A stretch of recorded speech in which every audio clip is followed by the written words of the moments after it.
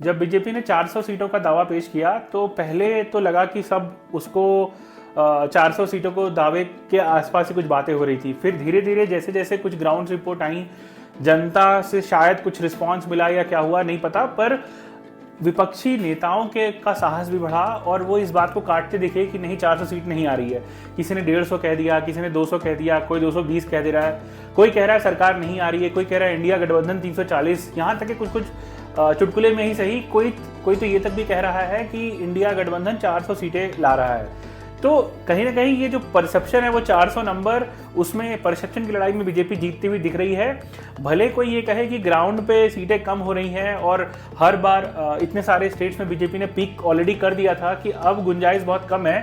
पर आप ये जो नंबर का गेम है, इस चुनाव में और कोई मुद्दे चल ही नहीं रहे थे तो ये नंबर का ही मुद्दा चलने लगा और चारों तरफ ही नंबर के आसपास ही बात होती रही।